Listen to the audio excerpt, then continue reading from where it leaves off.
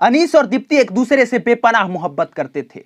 मोहब्बत इतनी ज्यादा कि वो जानते थे कि अगर उन्होंने इस मोहब्बत को शादी में तब्दील कर दिया तो फिर समाज से लानतें और परिवार से नफरत उधार में मिल जाएगी। फिर भी उन्होंने शादी की, पर यह बिल्कुल नहीं सोचा होगा कि शादी करने के बाद उसी लड़की की मां किसी नेशनल न्यूज चैनल पर यह बोल रही होगी कि ऐसी लड़कियों को पढ़ाना लिखाना तो दूर, जन्म देना भी अपराध है। यह बिल्कुल नहीं सोचा होगा कि उसी की मां यह कहेगी कि इस लड़की ने मेरी कोख से जन्म लेकर मेरी कोख पर कालिख पोत दिया है, इसने पूरे रिश्तेदारों को बदनाम और बर्बाद कर दिया है। और अगर यह सोच भी लिया होगा तो यह कतई नहीं सोचा होगा कि इस शादी की कीमत किसी की जान गंवा के चुकानी पड़ेगी। लेकिन यह सब कुछ हुआ, और सब कुछ यह सिर्फ इसलिए नहीं हुआ क्योंकि इन दोनों ने अपनी परिवार की मर्जी के खिलाफ शादी कर ली थी, बल्कि यह इसलिए हुआ क्योंकि दोनों ने अलग अलग जाति में प्रेम विवाह किया था। जिस लड़की की मैं बात कर रहा हूं, जिस लड़की का नाम दीप्ति है, वो लड़की ब्राह्मण थी, पूरा नाम था दीप्ति मिश्रा। और जिस लड़के से उसने शादी की थी, दरअसल वो लड़का दलित था। यह अलग बात है कि दोनों का स्टैंडर्ड एक ही था।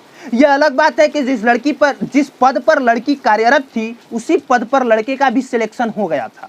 इसलिए परिवार वालों को यह बात रास ही नहीं आई। खैर, यहां से आगे बढ़ने से पहले चलते हैं थोड़ा सा बैकग्राउंड में। दरअसल हुआ यह था कि दोनों ने एक ही साथ दीनदयाल उपाध्याय विश्वविद्यालय से एमए किया था, पोस्ट ग्रेजुएशन, और इसके बाद दोनों का चयन एक ही साथ ग्राम पंचायत अधिकारी पद पर हो गया था। तो धीरे धीरे मुलाकातों का सिलसिला बढ़ता गया। कॉलेज वाला प्यार धीरे धीरे अधिकारी लेवल तक चला गया। दोनों एक दूसरे के साथ रहने लगे थे, दोनों को एक दूसरे से अच्छा लगने लगा था, और मुलाकातों का सिलसिला मोहब्बत में तब्दील हो गया था। इसलिए दोनों ने निर्णय किया कि जाति से ऊपर उठकर अगर हम दोनों एक दूसरे के साथ रहना अच्छा लगता है तो हमें विवाह कर लेना चाहिए। लेकिन जैसे ही दीप्ति मिश्रा के परिवार को इस बात की भनक लगी, वैसे ही रिश्ते में दरार डालनी शुरू की गई। फिर भी उसका असर न हुआ और दीप्ति मिश्रा अनीस के साथ बनी रही। तो जब से दीप्ति के परिवार में इस रिश्ते की भनक लगी थी, तभी से इसमें दरार डाला जाने लगा था। फिर भी दीप्ति और अनीस के रिश्ते में कोई दरार नहीं आया, दोनों एक ही साथ बने रहे। इसके बाद दीप्ति बताती है कि उसे मानसिक तौर पर प्रताड़ित किया जाने लगा। कभी उसके पिताजी को दिल का दौरा पड़ने लगता था, तो कभी माताजी बीमार होने लगती थी। यह सब कुछ किया गया सिर्फ इसलिए ताकि दीप्ति अनीस से रिश्ता तोड़ दी। फिर भी दीप्ति अनीस को चाहती थी, इसलिए उसने रिश्ता नहीं तोड़ा। तो इसके बाद अनीस को जान से मारने की धमकी दी जाने लगी। दीप्ति फिर भी एक साथ रही, और इसके बाद दीप्ति और अनीस ने 2019 में कोर्ट मैरिज कर ली, और कोर्ट ने उनके शादी को मान्यता भी दे दी। जब इतना कुछ करने के बाद भी दीप्ति के परिवार को सफलता हाथ नहीं लगी, तो अनीस पर बलात्कार का आरोप लगाया गया। इतना ही नहीं, इसमें उसी के बीवी के खिलाफ बयान भी दर्ज कराया गया, और दीप्ति ने अनीस के खिलाफ कोर्ट में गवाही भी दी, और नौबत अनीस के जेल जाने तक की आ गई। जब अनीस के जेल जाने तक की नौबत आई, तो दीप्ति अपने घर से भागकर अनीस के पास रहने चली आई, और इसके बाद दीप्ति के पिता ने थाने में दीप्ति के ही अपहरण का आरोप लगाते हुए अनीस पर एक और मुकदमा कर दिया। जिसके बाद दीप्ति ने उस समय एक वीडियो जारी की सोशल मीडिया पे, जिसमें उसने बताया कि मेरा कोई अपहरण नहीं हुआ है, ये मेरे पति हैं, मैंने इनसे शादी कर ली है और मैं अब इन्हीं के साथ रहूंगी। वक्त का पहिया बीतता गया और षड्यंत्रों का सिलसिला यूं ही चलता रहा। लेकिन दीप्ति के परिवार ने यह कभी स्वीकार ही नहीं किया कि जब दोनों अब कानूनी तौर पे एक दूसरे के पति पत्नी हैं, तो उन्हें उनकी हालात पे छोड़ दिया जाए।